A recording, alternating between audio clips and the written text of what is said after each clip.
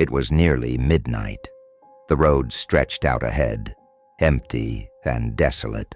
Only the sound of the tires humming against the asphalt and the occasional flutter of wind through the cracked windows of the car broke the silence. Lacey gripped the steering wheel, her knuckles white, while her boyfriend, Ethan, leaned back in the passenger seat, his eyes scanning the dark highway. A storm had passed earlier, leaving the air thick with humidity, and the dim glow of the moon barely pierced through the clouds. "Not much longer now," Lacey said, her voice trembling slightly. She was trying to keep it together, but the isolation of the road, the oppressive quiet, and the ever-encroaching darkness were beginning to gnaw at her. "Yeah," Ethan replied, pulling his jacket tighter around him. "We should have stayed in the city longer.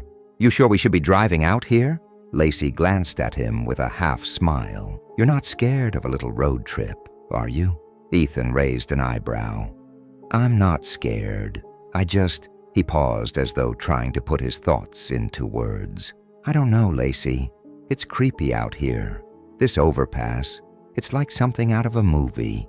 Ahead, the headlights illuminated a crumbling structure, an overpass that looked as though it had been forgotten by time itself. The concrete was cracked and weathered, the supporting beams rusted and leaning precariously, the sort of place you'd expect to see in an old horror film. The kind where things go wrong. "We're almost through," Lacey reassured him, trying to break the tension with a light laugh. But the unease lingered, gnawing at the edges of her thoughts. As they approached the overpass, something in the air shifted. It wasn't the wind. It wasn't the temperature. No, it was a sound. A distant, high-pitched cry. A scream. "Did you hear that?" Lacey said, her voice sharp with sudden alarm. Ethan sat up, his head swiveling to look around. "What was that? A kid?" The scream came again, clearer this time, echoing through the dense night. It was unmistakable, a child, screaming for help. Lacey's foot hovered over the brake. She could feel her heart racing, the blood pounding in her ears. Without thinking, she pulled the car to the side of the road, the tires crunching over gravel. She put the car in park and turned the engine off, leaving only the sound of their breath and the eerie silence of the night. "Where is it coming from?" Ethan asked, his voice strained. Lacey's eyes darted around, but the road was deserted.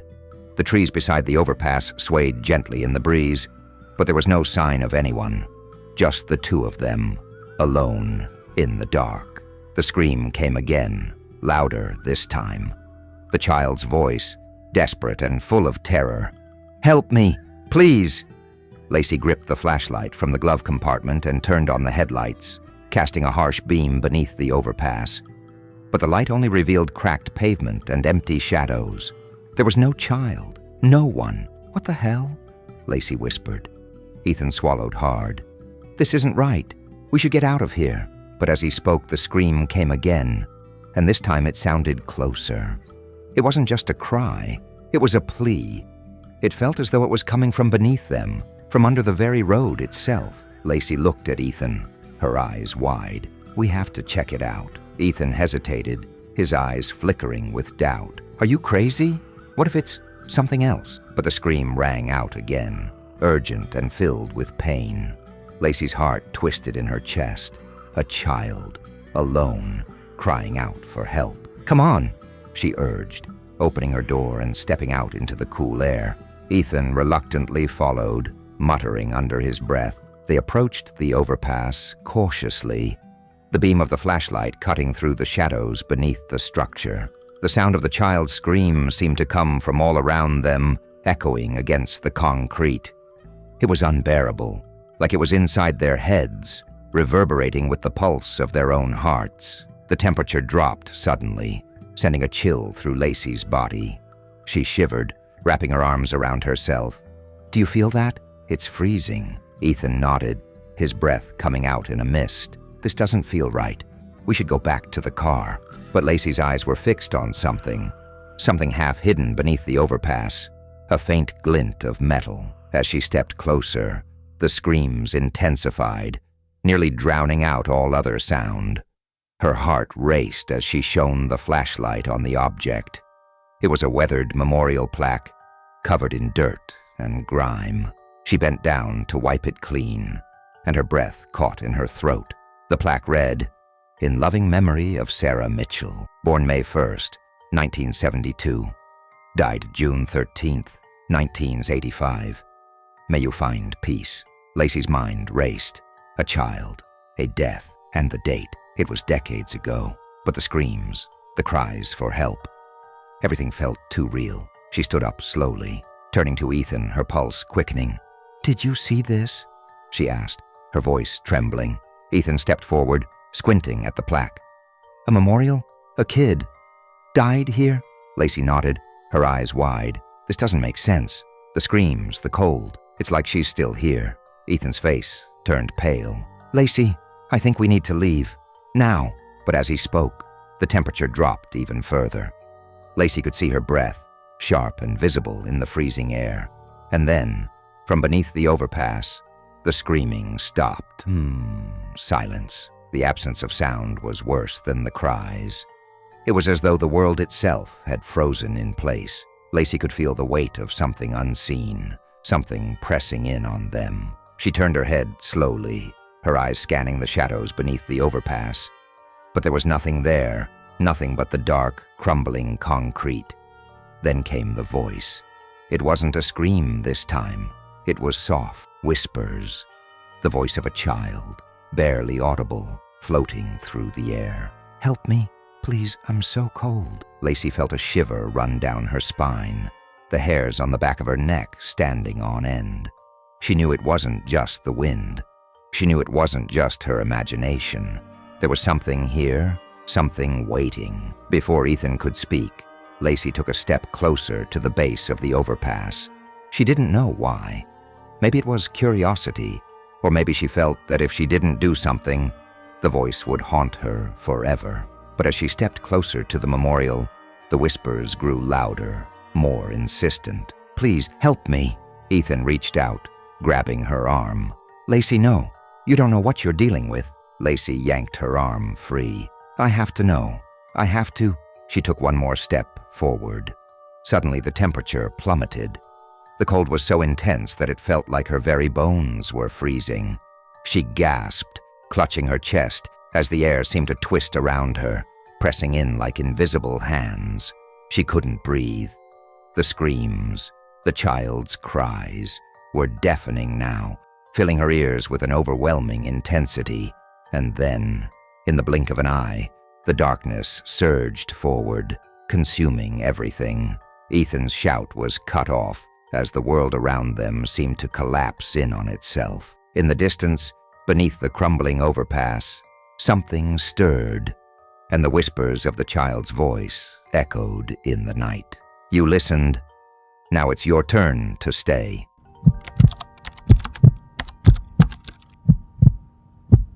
It was a dark and eerie night. The air felt thick, almost suffocating, with the kind of silence only found on roads that stretch for miles, far from civilization. Eric Collins, a 29-year-old mechanic, was on his usual midnight drive back from a job in a small town. His headlights barely pierced the dark expanse of Highway 43, a desolate stretch of asphalt that twisted like a snake through the woods. The radio crackled softly with static, the faint sound of a late-night DJ trying to keep his audience awake. Eric flicked the dial, looking for something to break the monotony of the endless road. But it wasn't the radio or the lack of sound that started to make his skin crawl. No, it was the truck. At first it was a faint outline in his rearview mirror, just a shadow moving in the distance. But as he accelerated, trying to make good time, the truck stayed closer than any other vehicle he'd encountered on this empty stretch of highway. His foot hovered over the gas pedal as he pushed the speedometer past 70, then 80. But the truck remained inches from his bumper, no matter how fast he went. Eric's heartbeat quickened. He glanced into the rearview mirror again, trying to make out the vehicle behind him. It was massive, jet black, with a menacing grille and headlights that seemed too bright for the dark road. But what caught his eye was the license plate, 666-D-C. His blood ran cold. He slammed his foot on the brake, but the truck didn't even flinch. It was as though the massive vehicle was glued to his tail, stalking him like a predator. Panic gripped him, his pulse pounding in his ears as he swerved onto an off-ramp, hoping to lose the truck on a side road. But no matter where he went, no matter how many turns or dead ends he tried, the truck was always there. Its headlights gleamed menacingly in his mirror, the rumbling engine vibrating through the floor of his car. He finally did what any sane person would do in a situation like this. He floored the accelerator. The road blurred into streaks of light and darkness as he pushed the car to its limits. The truck, however, was relentless. It stayed right behind him, gaining on him even though he was speeding at nearly 100 miles an hour. He could feel his grip tightening on the steering wheel, sweat pouring down his face. His thoughts raced. What was this thing? What did the license plate mean? Was he being chased by some maniac? Or was it something worse? In a moment of sheer desperation, Eric veered onto a dirt road that cut through the woods, hoping to lose the truck in the winding turns. The engine roared in protest as the tires kicked up dust and gravel, but the truck followed, its massive form a shadow in his rearview mirror. That's when he saw it. The truck's headlights weren't just shining brightly, they were blinding. Eric's vision blurred as the glare intensified, making it nearly impossible to see the road ahead. He squinted, trying to make out the figure in the driver's seat. And then it happened. The truck's headlights flickered, just for a moment, but it was enough. The face of the driver was revealed. Eric's stomach lurched as he saw what could only be described as a nightmare come to life. The figure in the driver's seat was not human, at least not entirely. The face was burned beyond recognition, skin charred and hollowed out like a macabre skeleton. Its eyes were empty, black voids that seemed to suck in all the light around them, leaving only the chilling outline of the skull beneath. A grotesque grin stretched across the face, and Eric could almost feel the heat from the fire that must have consumed it. A sharp, guttural laugh echoed through the air. But it didn't come from the truck's driver. It seemed to come from everywhere, surrounding Eric, smothering him in dread. His heart raced. Was he hallucinating? No, the truck was still behind him. He could still hear the roar of the engine as it revved closer, faster. He didn't know what this was, but he couldn't outrun it. It wasn't just a maniac on the road. It was something far worse. Eric's grip on the wheel tightened, knuckles white as he tried to think. He could see nothing but the road ahead, his eyes desperately flicking back to the rearview mirror, only to be met with the gleaming headlights of the truck. His mind raced through every possible escape, every road he could take. But it was like this truck had been waiting for him, waiting for this exact moment. Suddenly, he took a sharp left turn, one he knew would lead him to the town's edge. There was a small bridge up ahead that connected to the interstate. If he could get there, he'd be able to outrun the truck. But when he hit the curve, the truck was already there, its front end blocking the road, like it had materialized from thin air. Eric slammed on the brakes, the car skidding and spinning out of control as it slid toward the edge of the bridge. The truck didn't budge.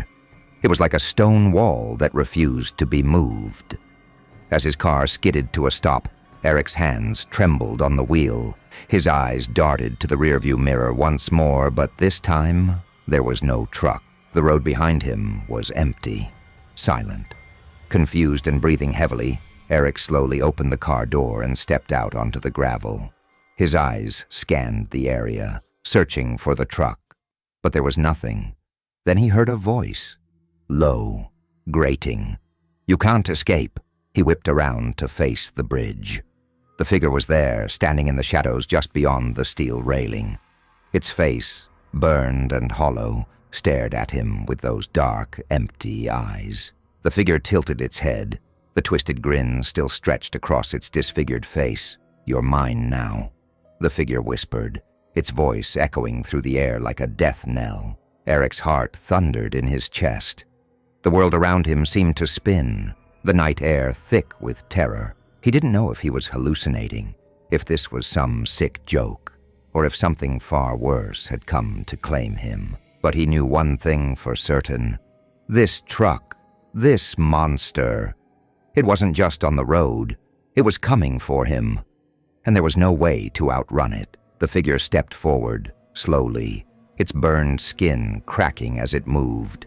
It reached out a hand, skeletal fingers curled into a claw, and Eric's breath hitched in his throat. His only option was to run, but his legs felt like lead, as if the very air around him was keeping him rooted in place. Then as the figure lunged toward him, the truck's engine roared behind him, louder than ever. A single moment of clarity flashed in Eric's mind.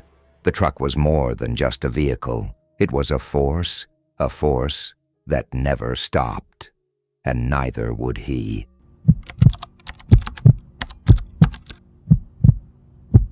It was 3:45 a.m. when Jason pulled off the highway, his eyes heavy with exhaustion. The rain had been relentless for hours, and the wipers could barely keep up with the downpour. The soft hum of the engine was lulling him to sleep, but he forced himself to stay awake. A long drive from Phoenix to Denver, with nothing but the dark expanse of the interstate stretching ahead, was taking its toll. As the road curved ahead, he spotted the rest area sign, flickering slightly in the rain. It seemed like a mirage, the kind of thing you didn't notice until it was too late.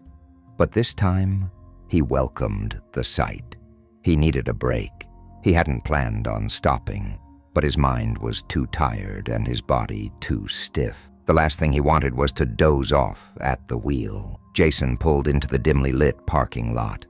The rest area was small, tucked between a stretch of trees on one side and a vast, empty field on the other. He glanced around, noting how eerily still the place seemed. Like a forgotten relic, the parking lot was almost empty, save for a couple of old cars with dented hoods and peeling paint. The rain had stopped, leaving the ground slick and glistening under the overhead lights. He stepped out of his car, locking the door behind him. A cold breeze hit him, but the air was strangely thick, as if the night itself had a weight. The glow of the lights seemed muted, casting long, distorted shadows that stretched across the cracked pavement. The building loomed before him, a faded relic of its past. The signs for bathrooms, restrooms, and vending machines were still visible, but they were barely legible now, worn down by time and neglect. Jason hesitated for a moment, the feeling of unease creeping over him. It was just a rest stop, he told himself. There was nothing unusual about it. Still, he couldn't shake the feeling that something was wrong. As he pushed through the heavy glass door, the sound of a bell ringing echoed in the silence. It was faint, like something from another time. He frowned, glancing around. The inside of the rest area was much darker than he expected. The walls were peeling, and the linoleum floor was cracked and stained. The vending machines, which once would have been filled with snacks and drinks, were rusted shut. Some of the lights flickered overhead, casting brief moments of shadow before snapping back to life. "Hello?" Jason called out, his voice sounding too loud in the vast, empty space. No answer. He walked further inside, his boots echoing against the hollow walls. His eyes adjusted to the dimness, and he noticed the broken tiles on the floor, the trash scattered around like someone had left in a hurry. It all felt off, like time had stopped here decades ago. There was a chill in the air, colder than it should have been for a building with the heat on. The bell rang again, this time more pronounced, as if it were directly above him. Jason looked up, but there was no obvious source. The sound was coming from the far side of the building, beyond a set of glass doors that led to the restrooms. The sign for the women's restroom was cracked in half, its edges yellowed and curling.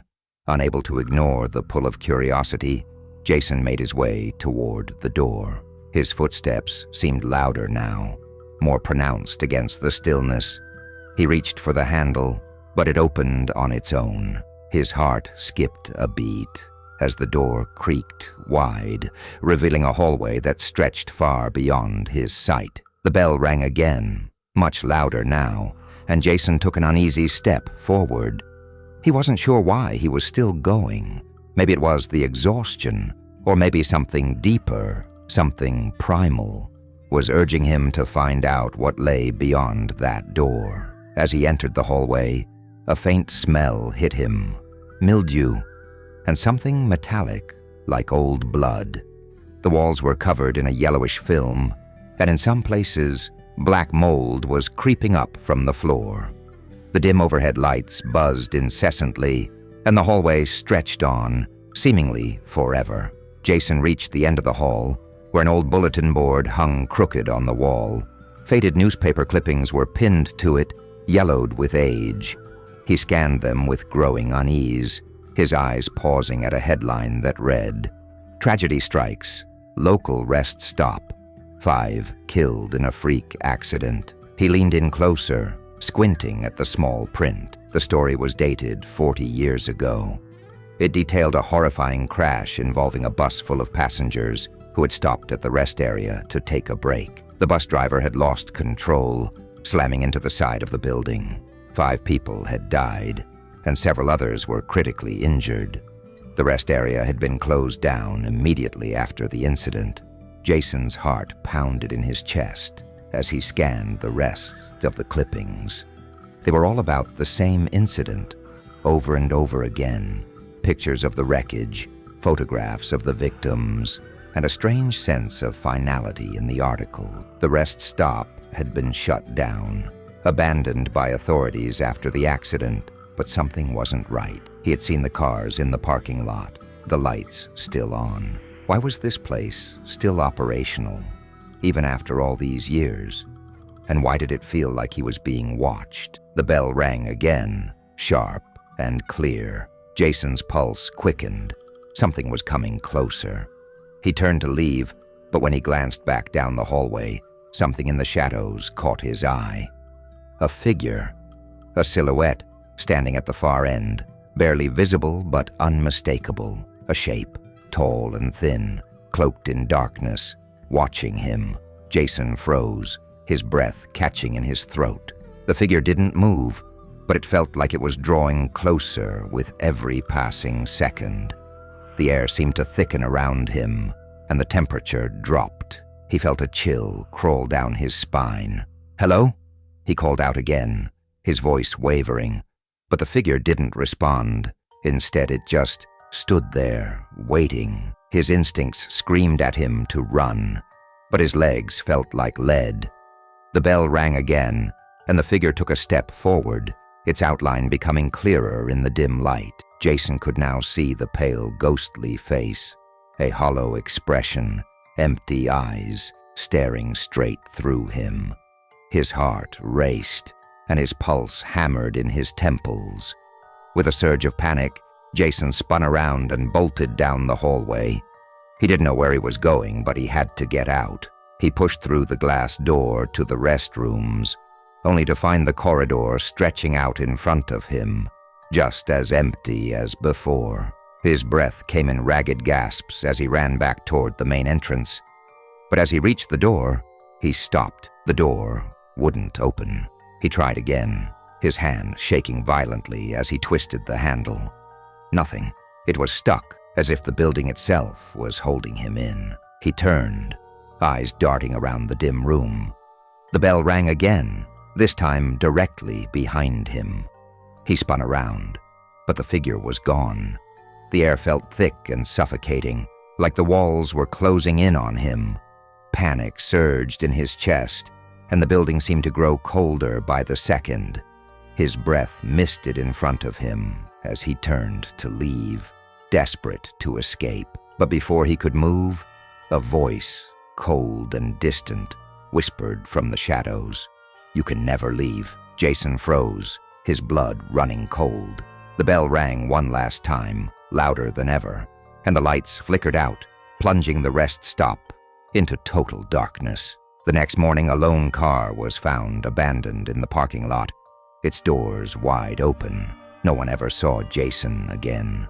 The rest stop was left standing, a decaying monument to the tragedy that claimed so many souls. And the bell still rings every night, as it has for decades, waiting for the next lost traveler to wander in. And when they do, they become another part of the rest stop's dark history.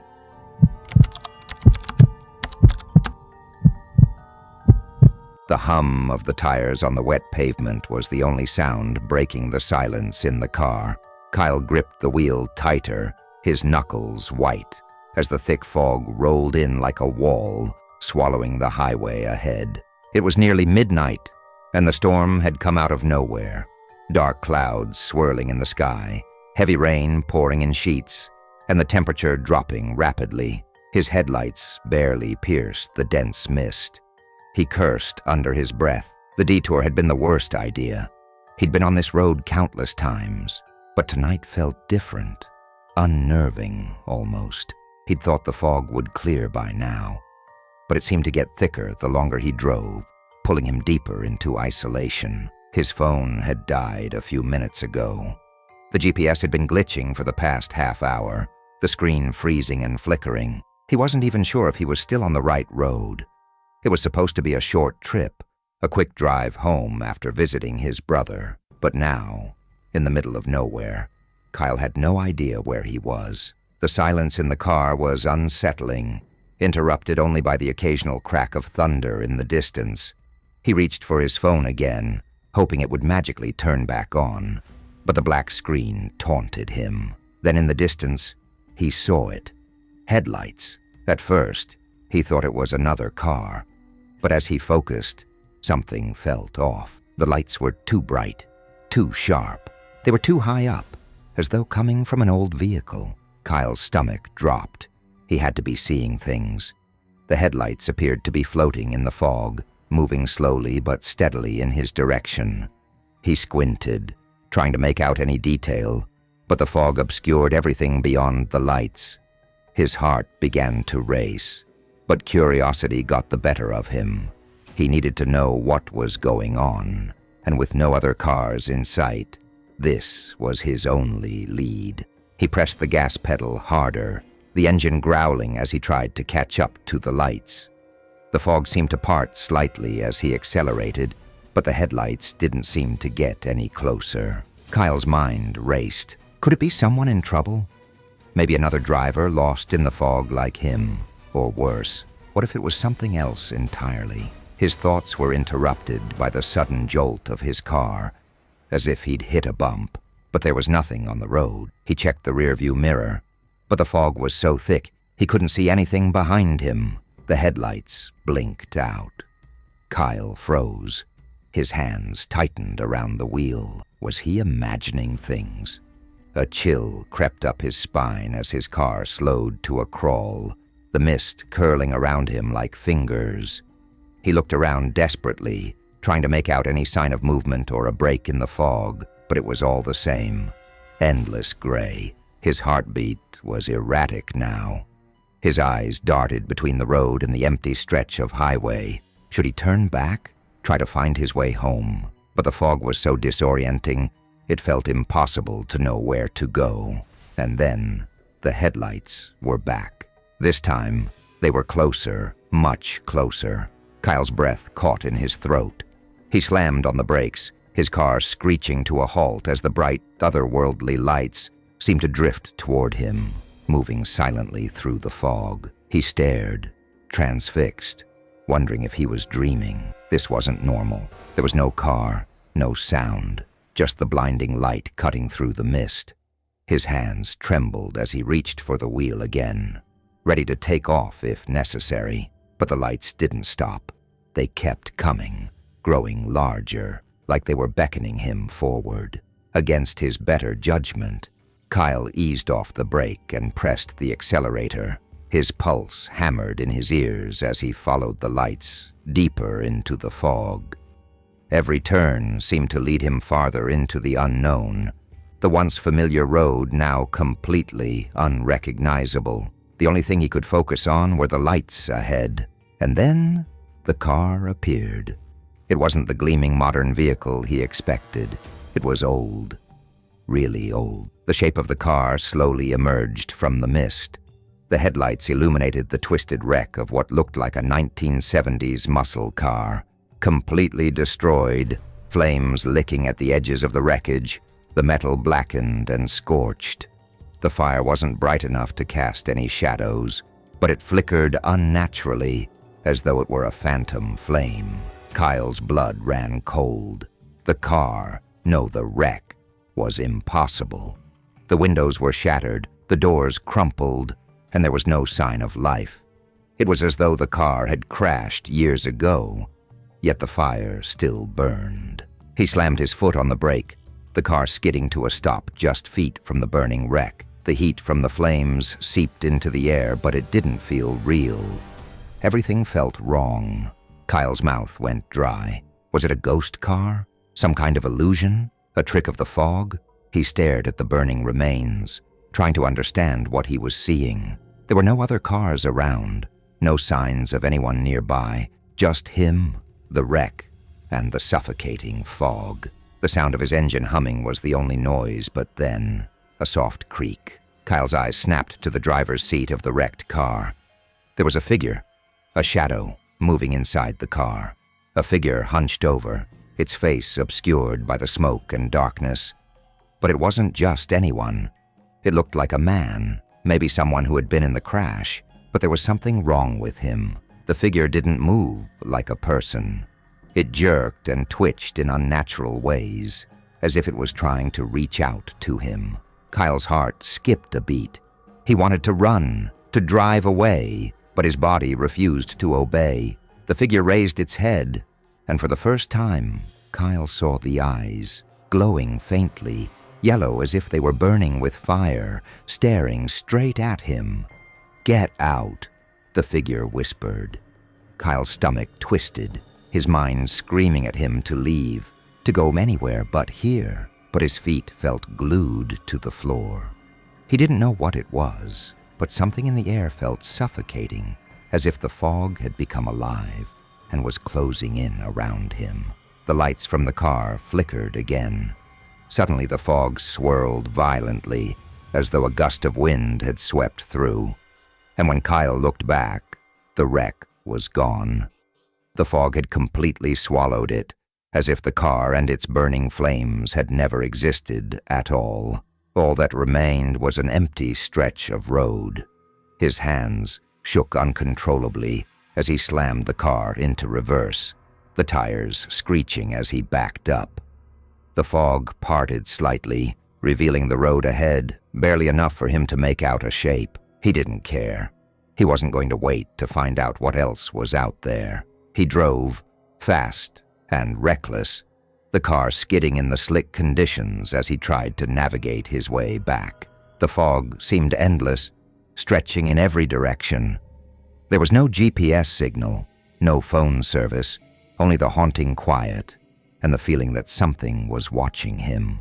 A thought kept creeping into his mind, chilling him to the bone. Had he been lured into a trap? Kyle's headlights suddenly flickered, and when they came back on, the road was different. It had changed. The winding path was gone. The trees and hills he had recognized were no longer there. There was no sign of where he was. And then, in the distance, he saw it again. The headlights. They were back. This time, he didn't follow them. He turned his car off the road, onto a small dirt trail, and drove as fast as he could, hoping to escape the fog and whatever it was that was waiting. The lights in the fog were always one step ahead of him.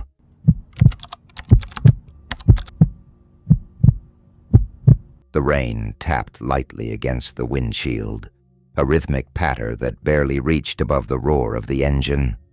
The highway stretched on in front of Jake, a long, empty ribbon of asphalt cutting through the countryside. It was past midnight, and the only company he had was the occasional flash of lightning that illuminated the darkness in eerie bursts. The road was empty, as it always was at this hour. Nothing but the occasional trucker, a handful of farms tucked away behind fences, and the endless expanse of fields on either side.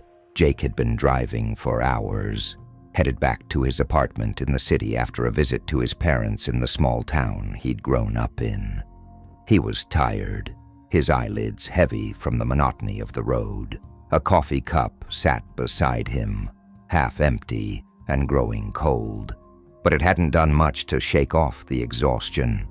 He wasn't sure exactly when it started, but the moment it happened, Jake knew something was off. He'd been driving for a good hour after his last stop when he glanced up at the rearview mirror, a quick habit he'd picked up during long drives. What he saw made his heart skip a beat. A woman. She sat in the back seat of his car, staring straight at him through the mirror. Her face was blurred, almost like it was vibrating, her features shifting in a way that felt unnatural, unsettling. Jake's breath hitched. He blinked, certain that he must have been imagining things, but when he looked back at the rearview mirror, there she was again, staring right at him. His first instinct was to slam on the brakes, but he quickly reminded himself that he was still going 70 miles per hour on an empty highway. Instead, he whipped his head around, eyes darting to the back seat, but it was empty.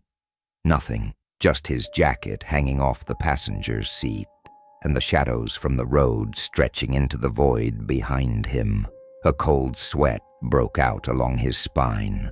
He turned his attention back to the road, trying to focus, trying to shake the feeling of being watched, but every few minutes it happened again. He'd glance at the rearview mirror, and there she'd be, closer this time. Her yellow dress was bright, even in the low light, the fabric billowing slightly despite the lack of wind. She wasn't moving, just sitting there, staring. He couldn't make out her eyes, only a blurry, shifting face that unsettled him to his core.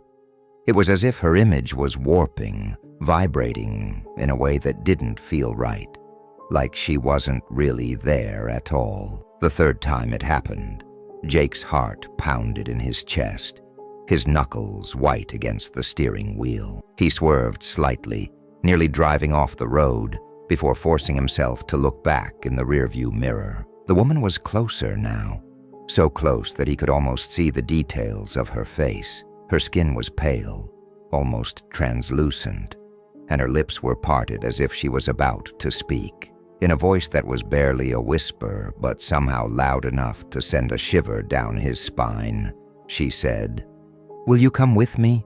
The words hung in the air, thick and heavy with a strange sense of urgency. Jake's breath caught in his throat, and his hands trembled. He forced himself to look ahead at the road again, praying that when he glanced back, she'd be gone. But when he did, she was still there, closer. She was almost in the front seat now, her face just a few inches from the rearview mirror, her features clearer than before but still blurry, distorted. "Who are you?" Jake managed to whisper to himself, his voice barely audible over the pounding of his heart. "Will you come with me?"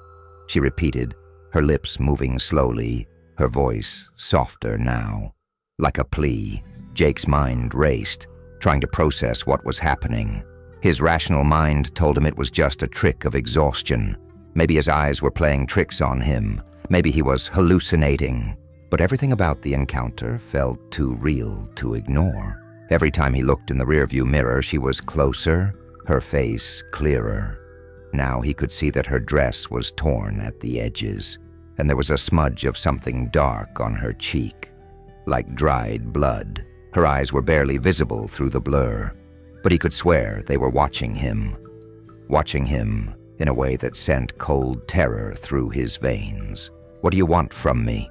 Jake said aloud, his voice cracking. Her lips curled into a faint, almost imperceptible smile. Then she whispered, "Will you come with me?" Jake slammed his foot on the accelerator, pushing the car faster, the engine roaring in protest. The speedometer climbed, 80 miles per hour, then 90. But no matter how fast he drove, she was always there, her blurry face reflected in the rearview mirror, growing closer with every second. He reached down and grabbed his phone, dialing the first number that came to mind. His best friend, Ryan. The phone rang, the sound deafening in the car's silence. "Come on, pick up," Jake muttered, his heart racing. Finally, Ryan's voice crackled through the speaker, groggy and disoriented. "Jake, what's up? It's late. Ryan, something's wrong. There's a woman in my car. I keep seeing her in the rearview mirror. She's getting closer every time I look." Jake rushed to explain, his words tumbling out in a panicked mess. Whoa, calm down, man. Are you okay?" Ryan asked, his voice thick with sleep. Jake took a deep breath, trying to steady himself. "I don't know. She's asking me to go with her. Every time I look in the mirror, she's there, and she's getting closer." Okay. Just breathe. Are you sure you're not just seeing things? Maybe you're too tired or something," Ryan said, trying to reason with him. "I'm not imagining this." Jake's voice was desperate now. "You don't understand. She looks like she's dead." The line went silent for a moment, and then Ryan spoke again, his voice much more serious. "Listen to me, Jake. I know this sounds crazy, but you need to get off that road. Don't stop anywhere, and whatever you do, don't look in the mirror again. If you can, turn around. Get back to a town or a gas station. Don't keep driving." Jake's heart pounded in his chest as he clutched the steering wheel harder, his eyes flicking nervously back to the rearview mirror. The woman's face was even closer now, her pale, blurred features more distinct. Her eyes, dark, hollow, seemed to burn through him. She was right behind him. A wave of terror crashed over Jake, and his foot slammed on the brake. The car screeched to a halt, tires skidding as the headlights illuminated the road ahead of him. The night air was still, the rain having stopped entirely. There was nothing, just the sound of his heavy breathing. But when Jake turned to look at the back seat, it was empty again. For a long moment, he sat there, frozen in place, staring at the empty seat. His heart was still racing, his breath shallow and fast. Was it over? Was it gone? And then he heard it, a faint whisper. "Will you come with me?" Jake's body went cold. He spun around to see her once again, inches away, her face now clear, her eyes wide and hollow with a sorrowful, pleading expression. The last thing Jake heard before the world went black was her voice, soft as a breeze, whispering, "Will you come with me?" It was a month later when Jake's car was found, abandoned on the side of the highway. The authorities found no sign of him, no trace of his phone call. The only clue was the faint smell of a yellow dress left in the back seat, and a soft, eerie voice that echoed in the minds of those who had the misfortune of hearing it. "Will you come with me?" And no one could answer.